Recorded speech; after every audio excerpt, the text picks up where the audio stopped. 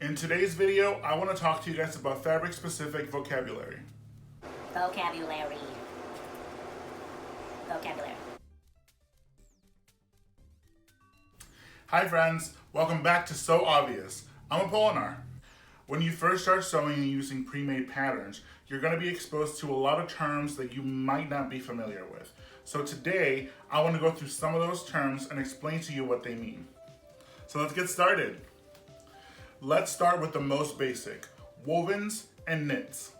Woven fabric is made from two sets of threads, one that goes vertical and one that goes horizontal. These two threads are interwoven, much like a basket, to make the fabric. This fabric is usually not very stretchy. Woven fabrics are commonly used in jeans, button-down shirts, and things like bedding. Knits, on the other hand, are made from one long thread or several threads that are continuously looped into each other. This makes it so that the fabric can be very stretchy and flexible. Knit fabrics are usually used for things like t-shirts, socks, and sweaters. FYI, in my next video, I'll go into further detail with knit vocabulary. In today's video, I want to focus on woven. Now let's talk about the selvage and the raw edge. The selvage is the self-finished edge at the end of the fabric. It is very tightly woven and is done so that it prevents the fabric from fraying. The selvage should also not be used when making any projects. The raw edge is the freshly cut part of the fabric.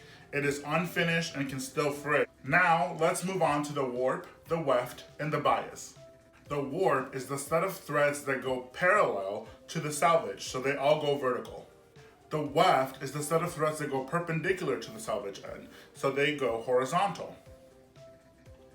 An easy way to remember which one's the warp and which one's the weft is to just tell yourself that the weft goes to the left.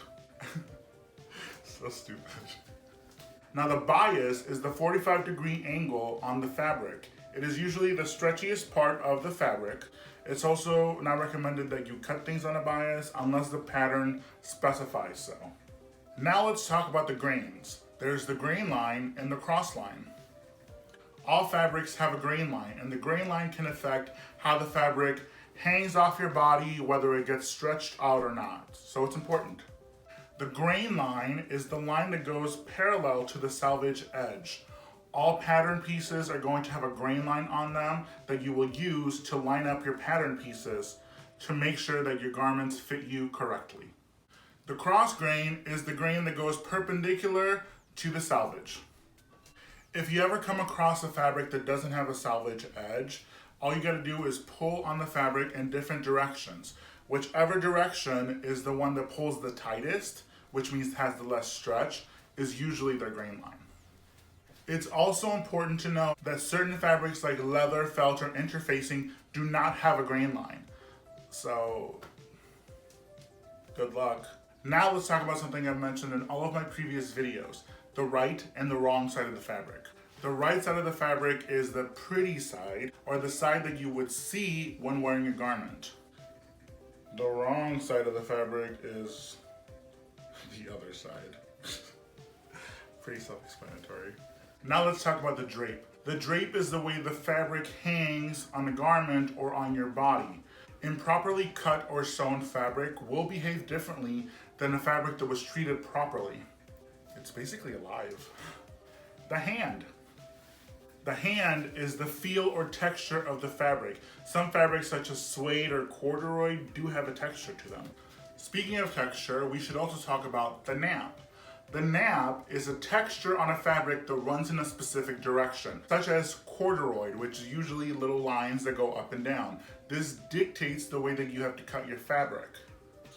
Personally, the only nap that I like to have is the one where I get to pass out for 2 hours. Now let's talk about the lining and the underlining. The lining is the inner fabric on garments. It is used to finish and enclose raw edges. It is usually made from a light, very silky type of fabric so that it can slide on and off the body. The underlining is an unseen fabric that is stitched to the wrong side of a garment. It is used to stabilize and add shape. It also helps with preventing wrinkles. Underlining can be used in things like coats and skirts if you want them to be a little bit fuller. This technique is more commonly used in couture sewing. Couture. Just to let you know, I will be posting twice a week from now on instead of just once. So make sure you come back on Wednesdays so you can learn terminology that has to do with knits and patterns. I hope you liked today's video. If you did, make sure that you share, comment, like, subscribe, all that jazz.